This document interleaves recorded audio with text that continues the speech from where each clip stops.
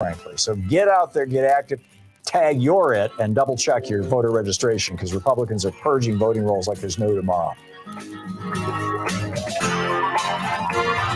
You've been listening to Thom Hartmann. For audio and video archives, visit thomhartmann.com.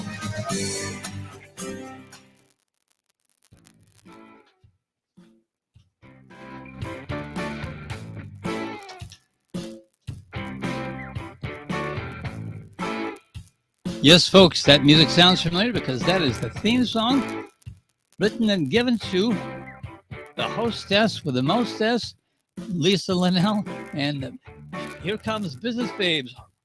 So take it away, Lisa. Thank you. Thank you, the remarkable Ron, my producer.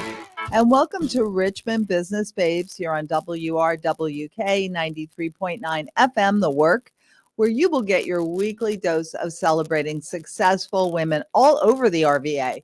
Women who are making money doing what they love, loving what they do, owning and operating their own small businesses. And I'm your host, Lisa Linell, here to facilitate the conversation. We've got a great show lined up today. It is Springing into Action, Part 3. And we have two ladies that are involved in the real estate business. One is a realtor and one is a home stager. So it's going to get up close and personal about moving in, moving out, getting it done, and making money to boot. So first up, we're going to meet Brittaney Marshall. She is a realtor with River Fox Realty in the Forest Hill section of Richmond, Virginia. And at the bottom of the hour, we are going to meet Ellen Spann. And she is the owner and operator of Ellen Rae Spaces, which is a home staging company. So these two gals work hand in hand. I don't know if they know each other, but their industries work hand in hand. All about getting homes sold, bought and sold. So it's going to be really fun. And while we're waiting for our first guest, our first guest is here. All right, well, let me give her a proper introduction. It is Brittaney Marshall. And as I said, she is a realtor with River Fox Realty. And she's had a very diverse career so far. She has managed teams of up to 300 people at Capital One. So she definitely knows how to lead. She's given the TED Talks on servant leadership. She owned a previous business, which I think was a cleaning business. She'll tell me if I'm right or wrong in a minute here. And now she is a realtor. So welcome, Brittaney Marshall, to Richmond Business Babes. Hey, Lisa. Thanks for having me. Can you hear me okay? I can hear you just fine. Thank you. Thanks for coming on and making time. You're a busy mom as well with a 1.5-year-old. So I know that your time is extra precious. But walk us down your career path as to how you came from, I think, was it Minnesota to Richmond, and then transitioned from the corporate world of Capital One into real estate. Yeah, I guess the last 15 years have been kind of all over the place. I came from the Midwest, and I landed in Richmond out of high school, and really was brought to Richmond because of the diverse music scene, the river, and all that Richmond and the surrounding areas has to offer. I'm obsessed with rafting and the James River, and so it's really been such a treat for me to spend over a decade in Richmond, and so I all over the place. I think I told you I sold espresso machines at one point, and led teams at Capital One, and in kind of any role, I always stepped into a leadership role. I like to help support the folks around me, and it just always happens that I'll take on a management role. So I was getting close to 30 and had been in my role for a long time, and kind of wanted to mix it up and get closer to the community. So I got into real estate at the end of 2019, early 2020, based on like a couple years plan of like saving money and getting licensed. And then of course the pandemic happened. So now, were you already a realtor at that point? I had just left my position and I was going to take a bike trip down the East Coast to Florida, Mhm. um, Mm, bicycling. And, with COVID, everything kind of changed. And mhm. I, I kind of pivoted for a second, and wanted to get some more learning under my belt. So I took a program with U of R and coding and data analyst work. Um, and I started a cleaning company. Um, That's I right. You did wanted, tell me about yeah, that. Uh-huh. yeah. And I wanted to try, my hand at business management, but I guess I wasn't ready to ask my friends and family for their business with real estate transactions, being that we were in the middle of a kind of a crisis. So I stepped into a support role and helped realtors as I got licensed look at the data. And I learned, I started at One South Realty, and they were so amazing and just really supportive. And So you then, used your coding skills from U of R to be an analyst at One South Realty? yeah, while I was Okay. starting the cleaning business, I have an Airbnb and I wanted to be able to step Right. away from actually doing the cleaning. So Mhm. I thought starting a cleaning company would help that. Also, I don't know Mhm. about you, I struggle keeping my house clean myself. So I wanted some No services comment. selfishly. That's how we get along, right? Yeah, yeah. So, anyways, I have that a cleaning, girlfriend who says, "If you have a white glove on when you come to my house, please don't even bother coming in." That's I heard yeah. the kindest thing you can do is show someone your dirty house. And I like love that line. But yeah, so I started a cleaning company with a gal that I worked at a local restaurant at night, and one of the gals there wanted to get out of that. And so Was we that started Shelley? cleaning together. That is Shelly Okay, Estes. because I did call her, but she never returned my call. I don't Oh know my what gosh, happened there. she's so busy. I bet she Yeah, will. Yeah, I'm sure probably she'll just get fell back to through the you. cracks. But, Yeah, she's yeah, just amazing. let her know that, I whenever will. she wants to come on, she's welcome to. But so Great. you worked with Shelley and then you sold your business to her, and the business was primarily cleaning other people's Airbnbs, or Yep, because you were doing the Airbnbs. Airbnbs, right? Yep, and yep, Airbnbs and then some residential, and we started to Mhm. take on some regular clients in the Forest Hill area. We both Mhm. live there, and so that's kind of built our client base off Facebook, groups and neighborhood groups and such, and referrals. So Mhm. she still cleans for a lot of folks in Southside Forest Hill, actually throughout the city. She does listing prep to help homes get ready to be marketed, and she also Oh, does Airbnbs. okay. So you had your fingers in a lot of pies, so to Yeah, speak. So you were doing the Airbnb and the cleaning, then you sold the cleaning to Shelley because you just wanted to focus on the Airbnb and not worry about doing the cleaning part of it. And then you also had the coding skills that you were using at the real estate company. yeah. And so Okay. I actually sold the company because I got pregnant and I had too many things going. So, and Shelly started cleaning my Airbnb. So I was able to transition those two things away. Mhm. And then I stepped full time into real estate. Okay. At one mi At at where? River Fox Realty at that At time. River Fox. Okay. I Yeah, didn't know if you I had switched it up. started at the okay, Yeah, because you and I love did the that. river. Yeah, I So love the the name river. made sense, right? They were in Forest Hill. I had already been talking with them for a while, and Oh, we lost her, Ron. the team there is so Oh, she's there. collaborative Okay. You faded in and and out there really. for a second. Oh no, it's just the fellow foxes at River Fox are just amazing, and they helped me launch kind of my own full-time career. And so I've been with them for the past year and a half, and Mm, in that time, I've gotten to start to grow my business through referrals, and it's been really fun. mhm. And so looking back on your path, which was sort of convoluted, but really came together like pieces of a puzzle, I guess, when you look at it from above. Um, What are your thoughts so far with where you're at right now as a realtor? Well, I think that I kind of had this greater picture in my head when I first started, Hmm. that I would help start to transition some things off my plate and start to delegate and create businesses and help people earn like a living wage too with the cleaning. We never paid anyone below $20 an hour. And it just Great. was, yeah, it was great to be part of that and building a sustainable business around that kind of model. Hmm. So I guess I in real estate, I think that it seems like very attractive, like it could be an attractive career. But I think that there's so much learning that you have to do.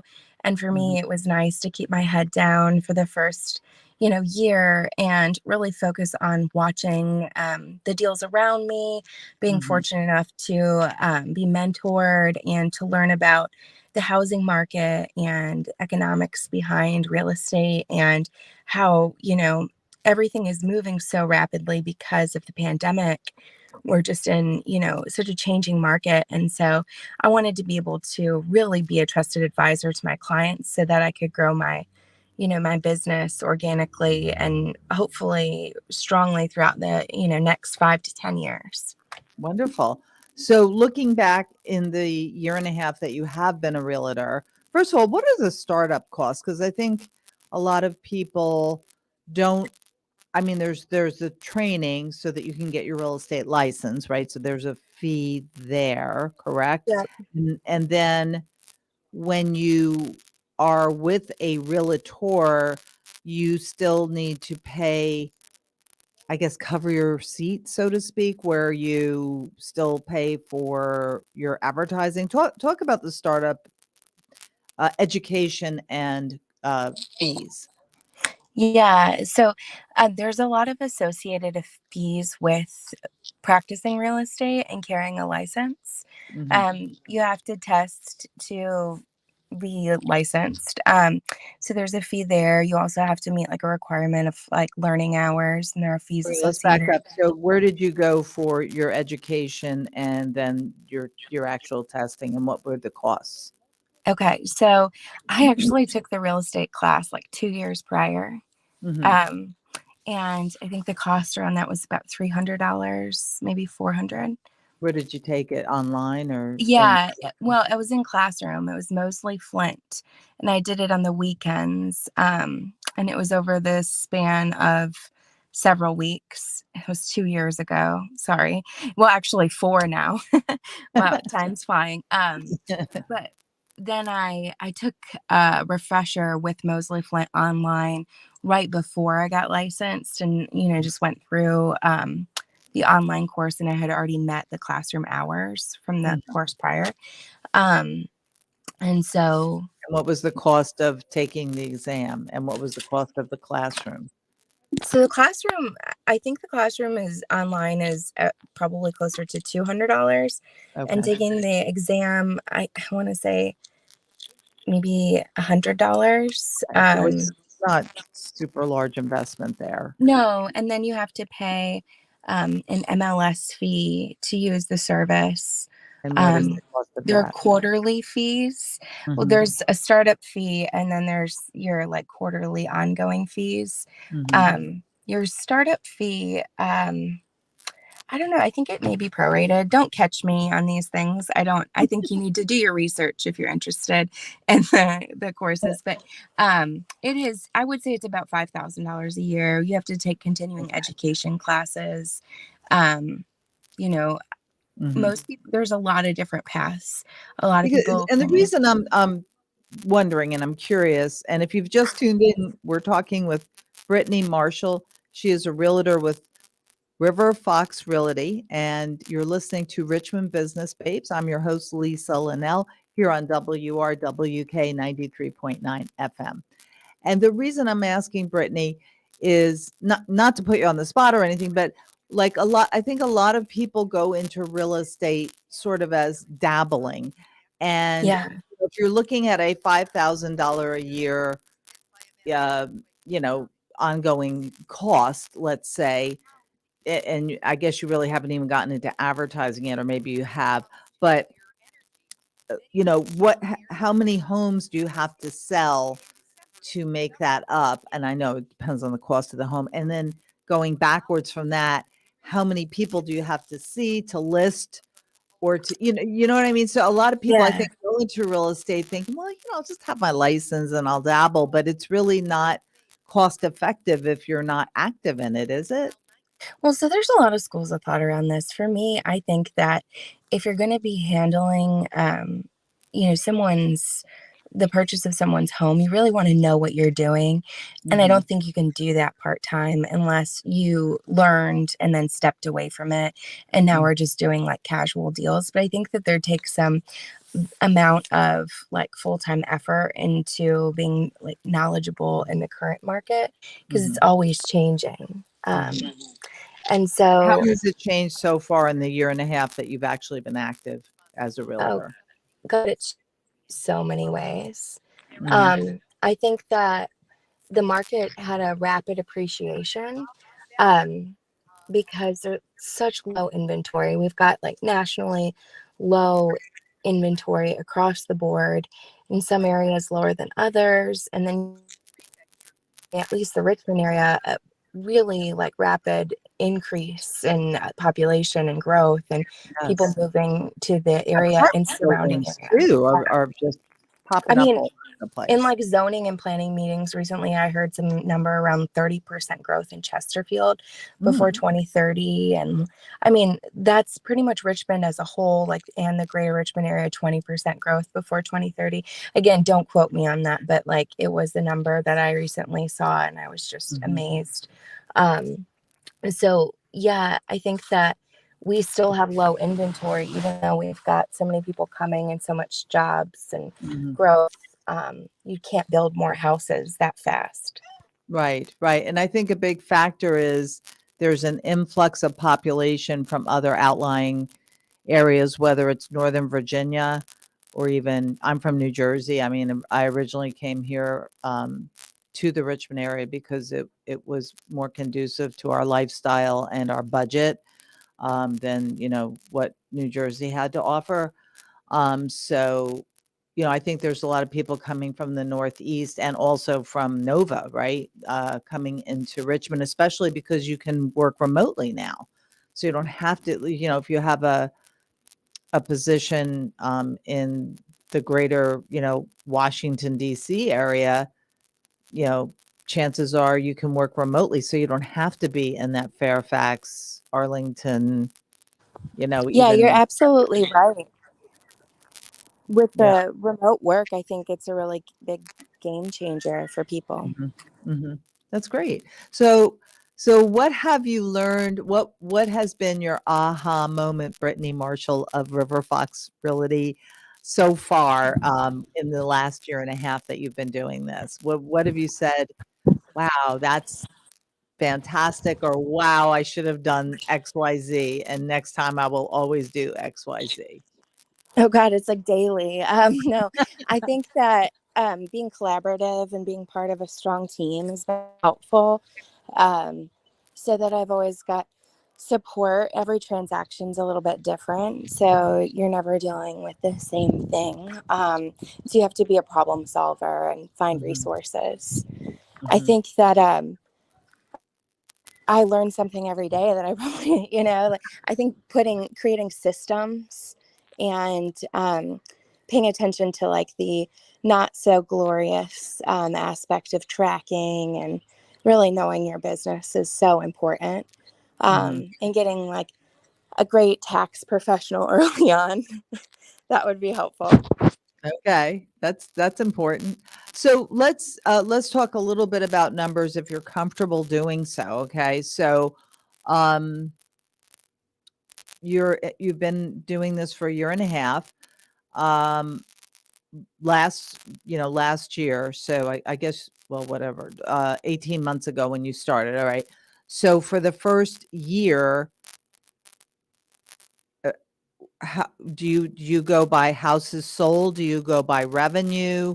Do you strive to list, or do you strive to be? What is your strategy and what are your numbers? I so Okay, we lost her. A little Come back, come bit back. better We than I lost did the you. quarter Start again, please. before. We just I'm sorry. lost you. Oh, did you listen? Hello? Yeah, I heard the dog bark Okay. and then you were gone. Yeah. No. So of course, as yeah, true real estate fashion, I'm like on the road. So I think I Okay. think, well, honestly, I think that list great. Okay. Brittany, Your name. I think we're gonna lose her. Maybe she can pull over. If you can hear me, Brittany, we can't hear you. So, Yeah, Brittany, we didn't hear a listings are word you great. said. Yeah, can you pull over for just Oh no, 5 minutes? I'm We not didn't in hear. the car. I'm just out on the street. Oh, oh, okay. We'll stand still. Yeah. Okay. Okay. Can you hear me Yes, all now we right? can. Don't move. Okay. Sorry, good people of the world, of the Midlothian area. I think that listings are a great way to get your name out there and show that you offer a professional service and you can help people get what they're looking for in terms of a quick sale or Mhm, top dollar for their home, mhm. and you can market yourself. I think buying is a really intimate process because it's challenging to write a competitive offer in some areas and some price points because Yes. of that low inventory. And Yeah. so you really get close, you develop a close relationship with buyers. And so Mhm, I really love working with both. mhm. I would imagine the biggest hurdle that a new realtor has to overcome is just getting those initial customers, because as long as you've done right by them, so to speak, you'll get referrals from them and like you said, grow organically. But just getting, let's say, the first 5 buyers to trust you, to like you and trust you enough, knowing you're new, to say, yes, you are my agent. How did you convince people of that? Oh man, I had some good friends.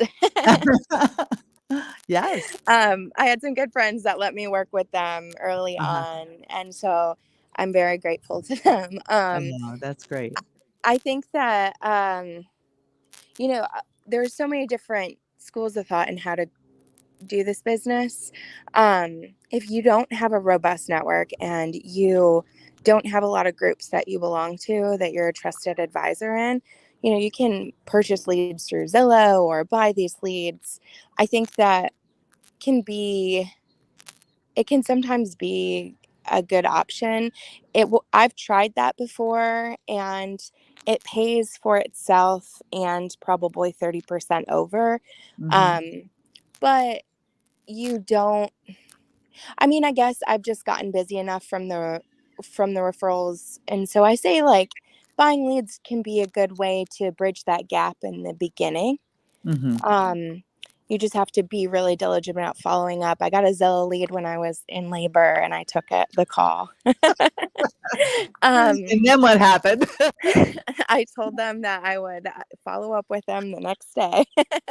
And you did? I did. Yeah. I mean, I love it. It's so fun for And did they me. become a client? They did actually. And did you handle a transaction for them? I did. I did. They were You had a story to immigrants. tell. Yeah, they were amazing. Actually, a great family. They were from Great. Turkey, and I've now kept up with them and their Funny. family. And That should yeah, be your tagline. Nothing in my I got labor pains licensed. will stop me from Yeah, I got licensed, and then I got pregnant, and so I was just like, "This is what we're doing." Yeah, And my little one has come to so many house tours. He like said cool. house when he was like very young. Said house before mom. Yeah, house. That's cute. Yeah, That's great. Well, so in the first 12 months, how many transactions did you handle? Like, were they I primarily handled listings or 7. primary 7? Oh, okay. That's great. And I remember the old rule of thumb was 6% divided by the listing and the selling agent, and then the brokers got half. So theoretically be 1.5%. Is that still the rule of thumb, or how does that work? It just depends on what the listing agent has worked with the client to offer. The sellers typically offer commission to the buyer's agents to bring agents to their house and to help market it. And then the listing agent typically takes 3. Some agents take 5 and offer 1, and it's all over the place. So yeah, it just depends on the house. Okay. So like on a what's the average cost of an average home in the Richmond metro area? Is it 300,000, 250? 350. 350. Okay.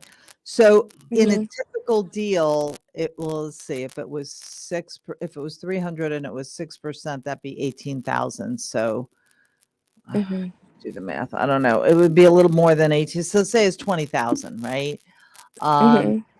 So would you typically get half of the 10,000 then? You would get 5,000 Yeah. from a deal like that typically? Yep. Okay. Yeah. So then that just So paid for your seat for the year with all your yeah. fees and MLS. And Yeah. what about advertising? Do you do a lot of advertising? I do mailers. So I send mailers to particular neighborhoods, my Mhm, neighborhood, and then I've targeted a few other neighborhoods and I mhm. send mailers What's to the them. cost of sending a mailer? It's about $800 for 1,000. Okay. So almost $1 per, Mm-hmm. right? Or 80 cents per. Okay. Mhm.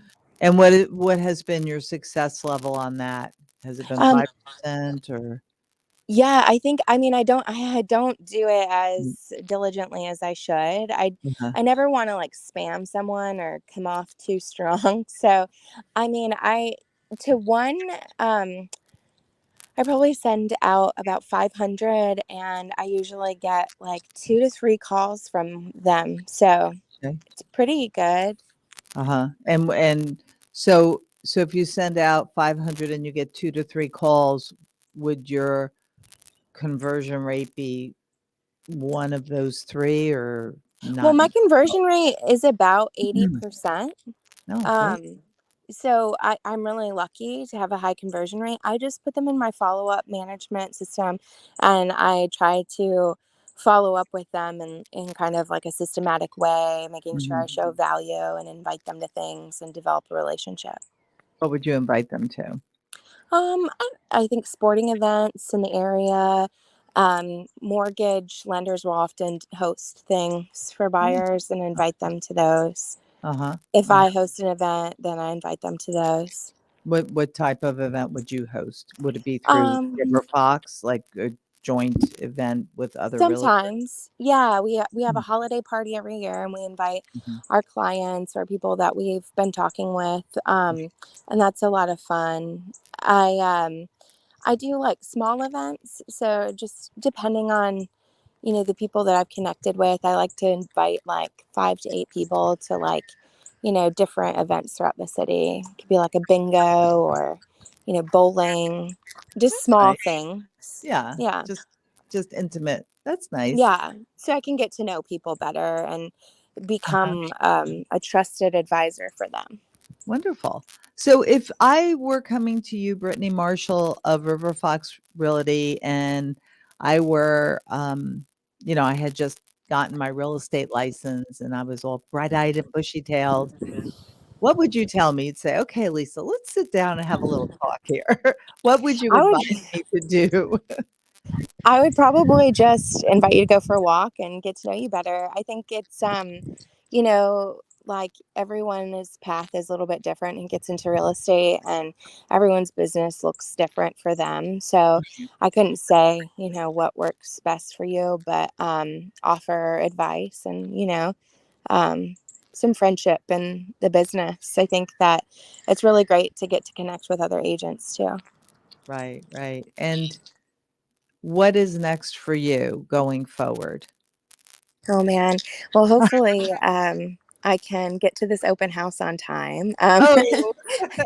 No, gosh, it's a whirlwind. I have a 1.5-year-old. We want to, expand vacation rentals in some aspect in the future, but maybe more on the lines of like a kind of getaway cabins, kind of thing. So I'm just trying to save capital and grow my network. Wonderful.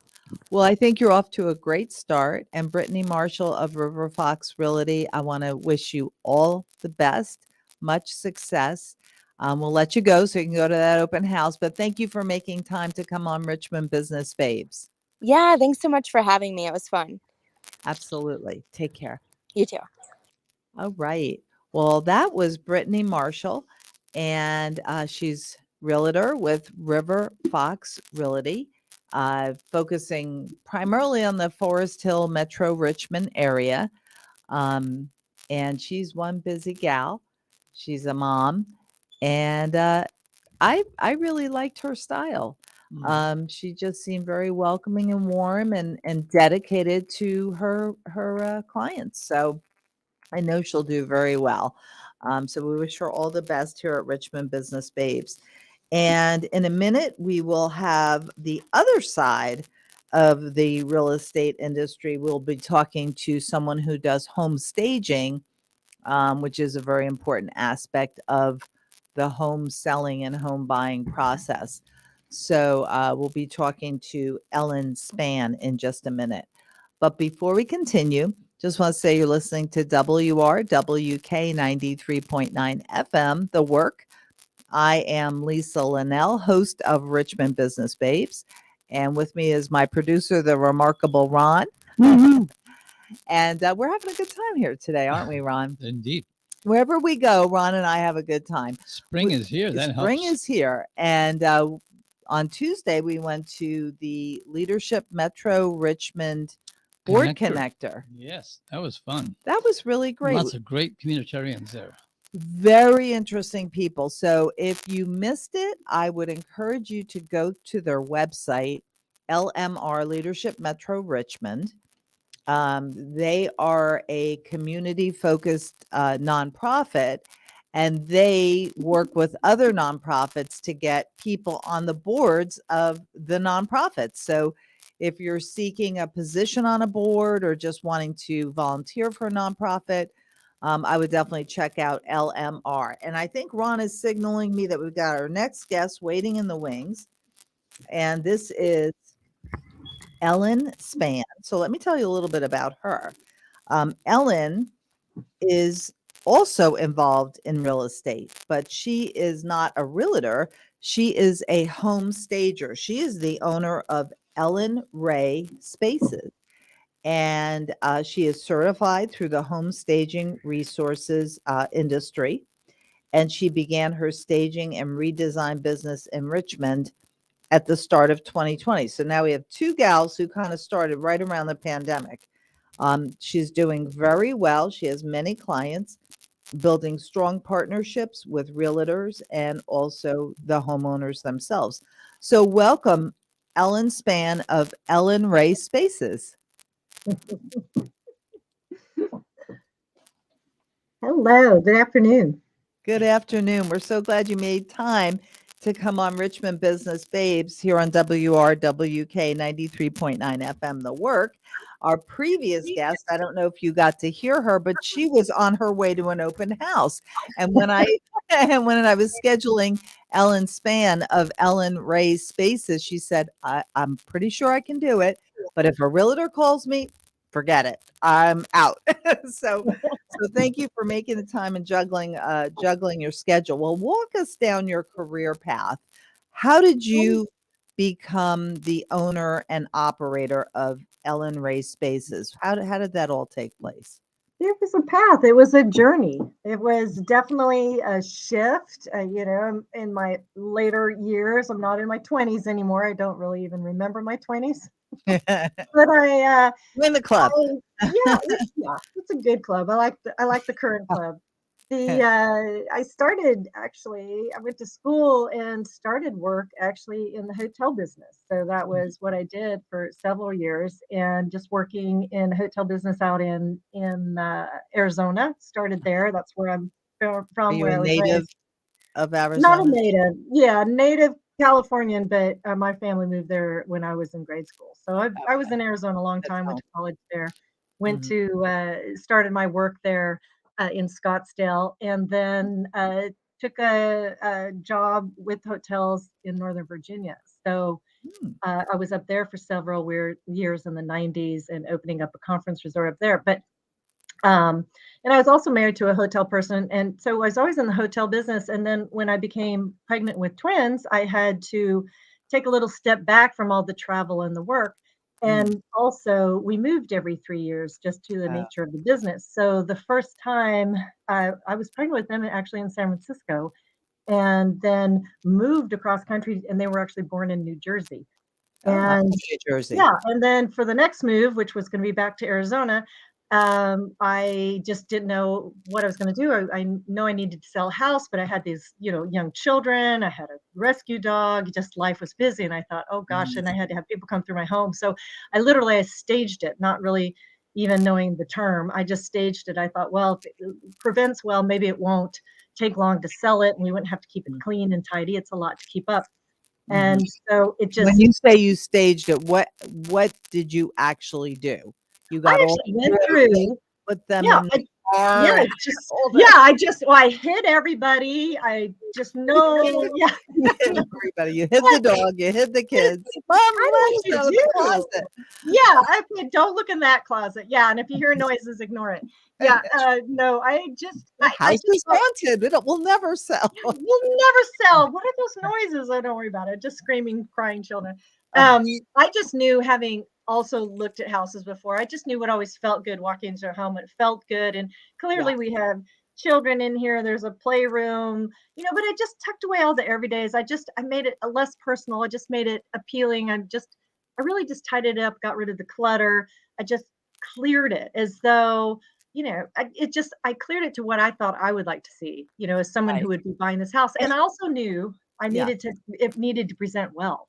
Well, and coming from the hospitality industry, that kind of makes sense as well, because obviously when you walk into a hotel room, it's just blank.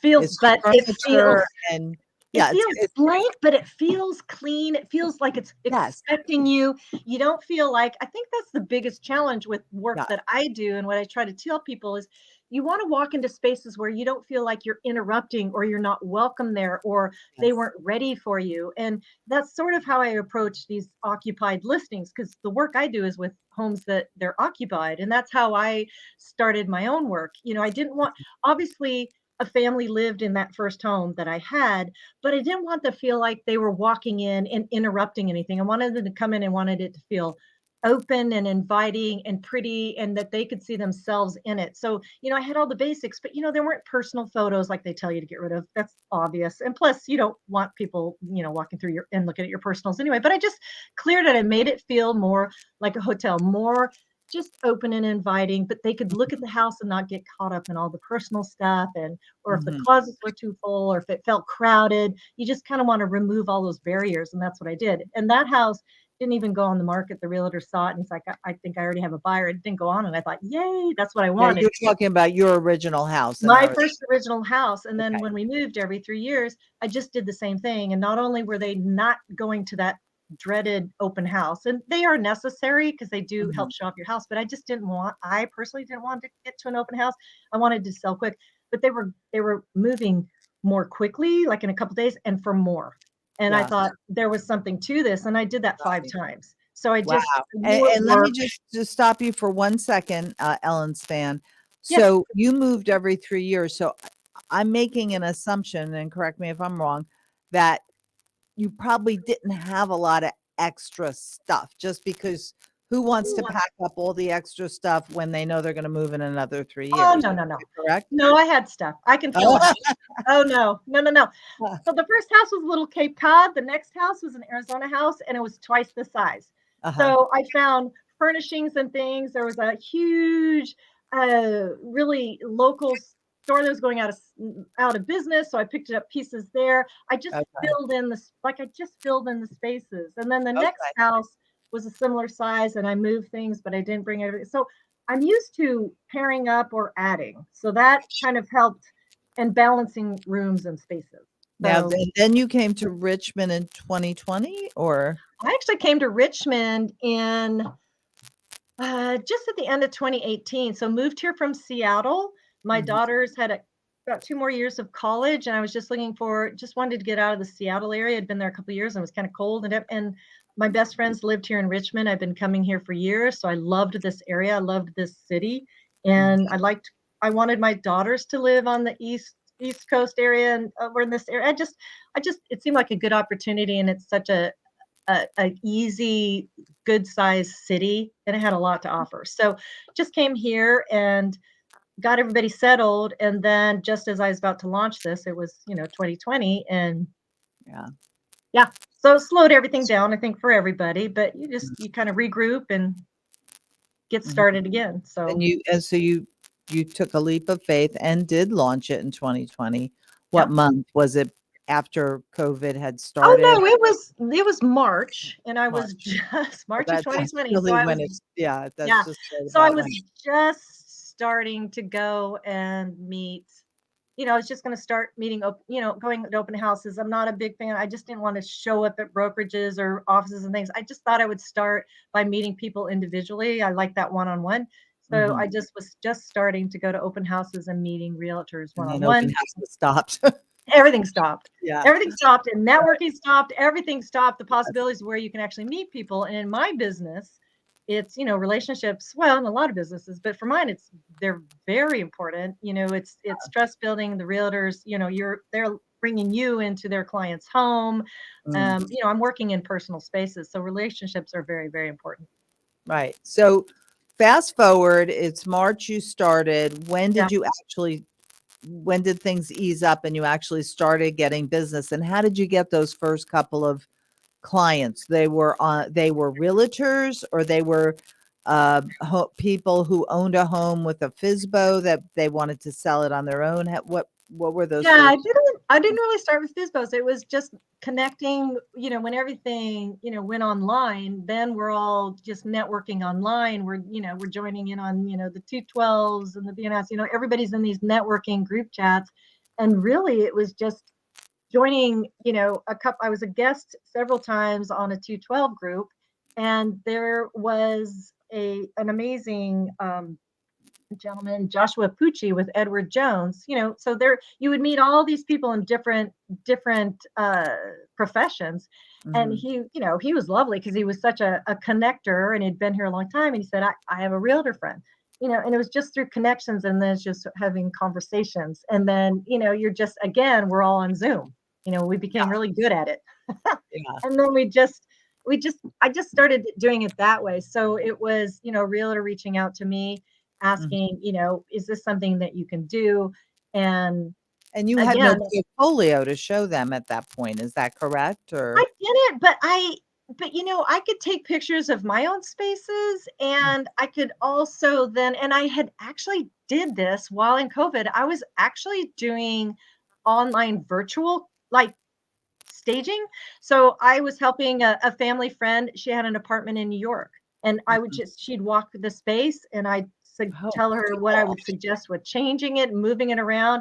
I Oh, did the same for neat. some people in Minnesota. Uh-huh. I would just show that. So the main thing was Nice.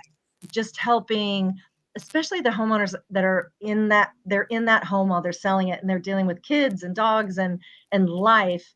And Yes. I bring them kind of this new pair of eyes, and I give them a very specific plan. We walk it through, and I tell them, this is what, if you keep this for me to stage, but you remove these things and you clear this space and then I just bring in, those final staging items like art, lighting, things like that, but I Yes. can bring it And, in. I went on your website and I really enjoyed looking. It was very addictive to look at all those different angles. I love that so much. And I Yay. Yeah. very, very frequently you did change the art. And I noticed you seem to have a tendency toward like sort of abstract seascapes. Am I right? Yes. It, Yeah. It's you, very and calm. It's very calming, and every home is different. Sometimes I'll walk in and they're very modern and and those are easy. I just destaged, we call it destaging. I just pulled items out of a home here just 2 days ago, and she had very updated visual, very pretty items that I could work with. But Yeah. we needed some larger rugs just to kind of create a bigger, more balanced space. Or she had more personal things on the walls. We bring those down because I just tell what I like to tell people, and anybody can do this as far as just with trying to minimize or simplify things, especially for those potential buyers walking through. You don't really want them to stop and read things or look at photos or any, just something that takes their attention away from the house. Right. You just want to get an overall impression of, I oh, I want them like to this place. flow. Yeah. Right. Right. Yeah. So that's why the art is. So a lot of times my homes, depending on how long they've been in the home or the age range or things like that, some may be very traditional. I'll Mhm. still bring in a little bit, I'll mix it up a little bit, just so there's a Mhm. little bit more contemporary in there. I can mix it in a Mhm. little bit. I'll maybe pull off a couple of older pieces, or, maybe they have things that are a little too traditional, or we want to just lighten it a little bit. Then I can just, there's a lot we can do with art. And that is my main focus. I Well, I chase a really lot. enjoyed your website, and I highly Thank you. recommend it. Thank So you. yes, I wanted to, there's a couple of questions I just want to get out there. This is We Tim with the Virginia Sierra Club, Oh, and I'm here to tell you that Governor Young. we don't want to talk to Tim right now. Tim. Oh, wait. Okay. Unless you're going to talk about home staging, Tim, we are going to talk to you. Okay. So, so anyway, and we're all volunteer here, so you never know what's going to happen here on I WK. loved it. I mean, I Yeah. moved a lot. And so I did a Uh-huh. lot of volunteer work, and it's just Mhm. all about, it's life. Life is messy and it's fun. Yep, So, it sure is. yeah. So anyway, so a couple of things. Is it a 50-50 half are referrals from realtors who want you to stage their client's home? Or is it, and then the other half is somebody who's seeking you out? That's number one. How Mhm. are you paid? And then what do you, I just want to get these questions out here because I feel like I'm going to forget them. And you can answer in any order. What do you do when a homeowner feels not insulted, but just balks at, like, well, I don't think that's necessary. I don't see that. How do you handle something like that? Those are all my favorite things.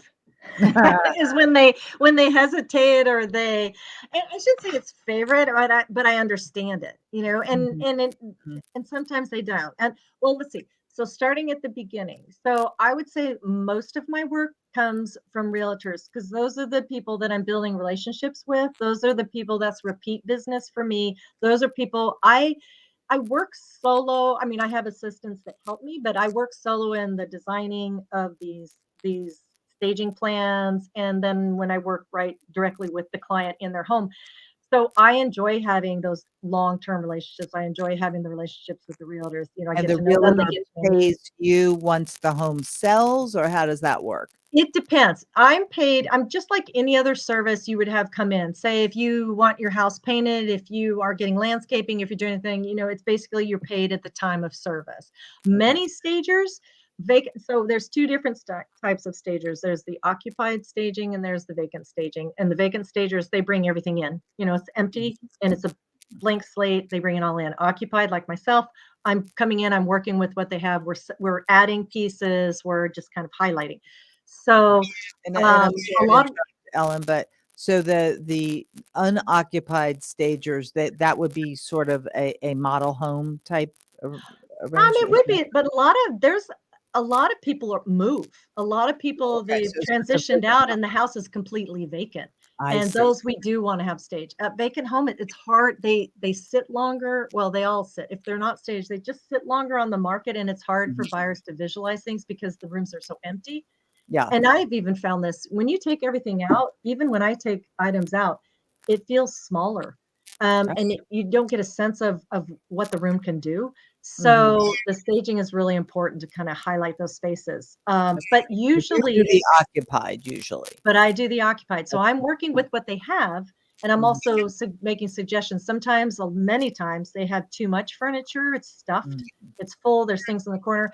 So we talk about how things can go to storage or they can be moved to the garage, that things can be moved because they're in a transition. So prospective buyers understand the transition. So they're going to understand that there's going to be packed items, there's things in the garage. That's not the highlight. You really want those spaces, those interior spaces to be open and attractive. But I'm basically paid before or on the day of. So we're just taken care of. And it just depends. It depends on, that could be the buyer, or excuse me, it could be the seller, or it could be the realtor. Everybody's different. Okay. So. And what are your fees? They vary according to the house. So I have a consultation fee. So the fees beginning for those where we just do a walkthrough with the client, those start at $300. That includes basically 2 hours we walk through. And I really like to talk and listen to them because I also need to, because we're working with their things. I need to know if there's any workarounds, if there's anything that they can't remove, they won't remove, why they won't remove it. We kind of talk about that. So maybe they have really big overstuffed sofas or big pieces of furniture, but they don't want to move it, or we work through it and try to figure out how we can best make those spaces work. Okay. So we walk through that. We look at the outside as well as the inside. So we're looking at the front, the back, inside the homes. And then I go through and I take a photo inventory of everything, because that's what I create a report off of. And then I give them a pre-listing working document. So these are the things I would have them do before I return with staging items. Such as? So the report could be, my report, they generally start up, let's start at the curve. This is what I would suggest you do. Any lawn ornaments, I would pull those off. They're distracting. They don't photograph well. And my whole thing is I want those listing photos to really stand out. Because if you look at listing photos just for anything, a lot of the times it just doesn't look like they're even taking their home sales seriously. Beds aren't even made, toilet seats are up. I never understood that. It's crazy. Really? And the better it looks online, it just drives traffic. I just got a little note from a gal. I just did a walkthrough consultation with them. I didn't even bring in staging items. I did this full consultation and we walked through. I gave them the report. We moved items around. I left them with the to-do list. They had 74 showings coming through, and it listed 24% over list. That's what we want. We really want to drive, and it sold that weekend. And all the houses that I'm de-staging now, I just literally staged them 3 weeks ago. They're coming down because we want to drive. What is de-staging? What? De-staging is when I go in and I take out all my things I brought in. So it's I de-stage. Okay, so you I was wondering about that. What if they say, "Oh, I really love this. Can I buy it?" They do sometimes. Sometimes I will. Sometimes I'll sell art. I did that with the gal recently. She loved the art. One art I keep because it's actually one that I have in my home. Sometimes I will use a piece that I feel like, ooh, this would look really good in so-and-so's house, and I'll put it in there. And so there was one that I actually kept that I really liked. And I said, no, but she actually is an artist. So she said, I'll just take lots of pictures of it. Well, have you, just as a sort of a sidebar, have you ever had clients say, when we move to our new home, we want you to come in and make suggestions? Yes. I just did that. I had a gal, she's actually about an hour from here. She goes, do you mind? And I did that for her last year. And she said, will you come do my next house? I said, I love doing that.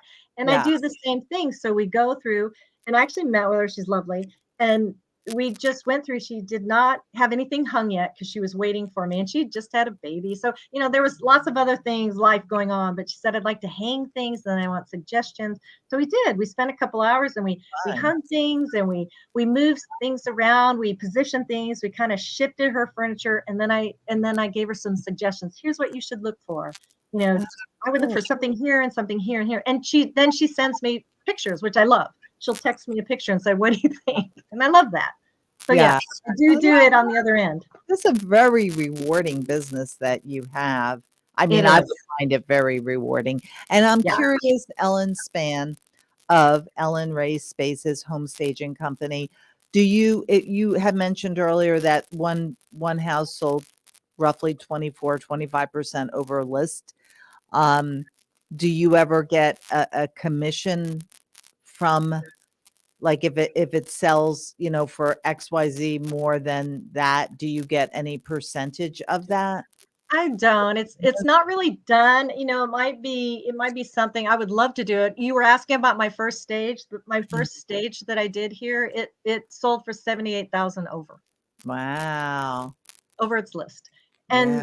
And the realtor even said, "Oh, well, that was," and he'd been in the business a pretty long time. He said, "Well, that was a record for me." I said, "Well, good." That Yeah. was You pretty might want to good. They build were that into your delighted. contract. So we just need to, yeah, it's something can be done. I think for me, you know, we price it, I price it according to the time it takes. It takes Mhm. quite a bit of studying people's photos.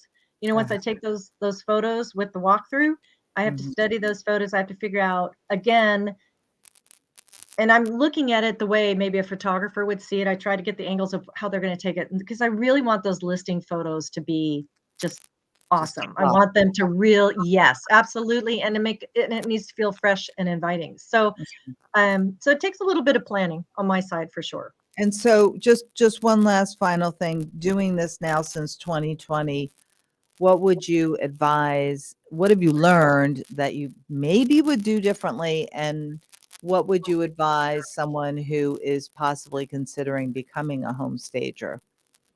I would say get some training, and I would say reach out to other home stagers. And I even did that too. I have a group that I stage with, and they all are vacant stagers, and it's lovely because we can refer each other as our clients when someone needs a vacant or someone needs an occupied, staging done.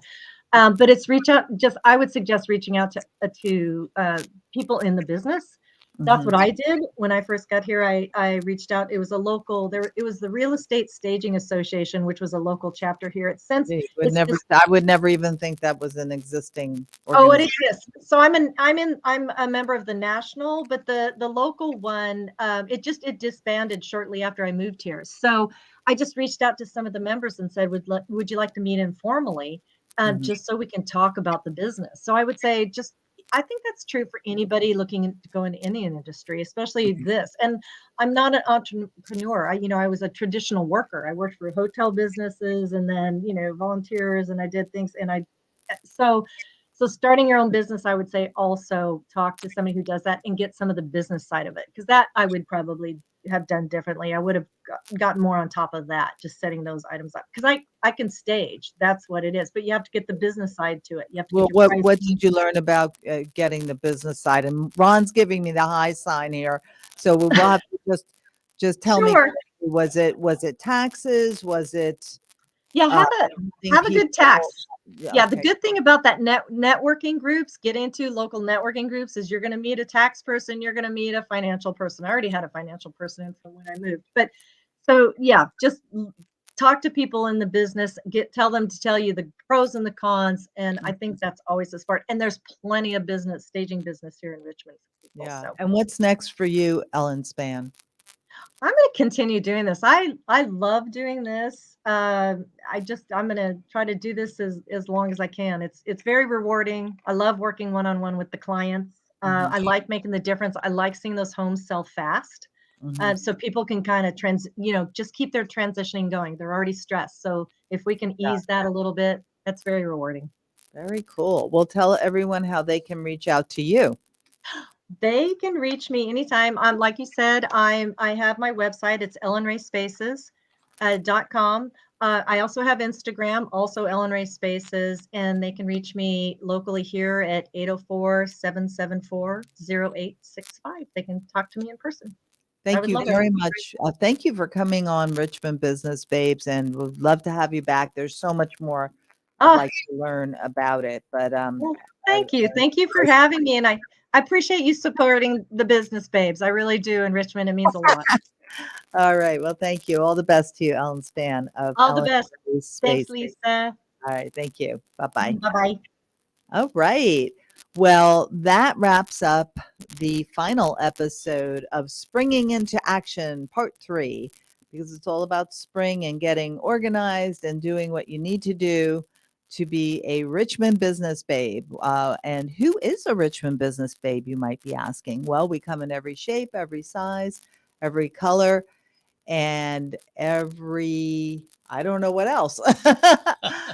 race, I guess. No, that's color. I don't know. We're all over the place. Age, right. that was it. Age, race, Age. size, color, everybody. Richmond Business Babes. And we are entrepreneurial women making a difference. We are rocking it out in the businesses we love. And if you are a Richmond Business Babe and would like to come on the show, you can email me at lisalinell@hotmail.com. You can, oh, all right. That's my cue. And I want to thank you again for choosing to listen to us here on Richmond Business Babes, WRWK 93.9 FM, The Work. All right. Well, we never stop working. Thank you, Lisa. I Great thought you were show going as to say I never always. stop talking. So you have the neatest people on. Love to see women empowered, Yes. economically empowered. You're listening to Work in the room. WRWK LP.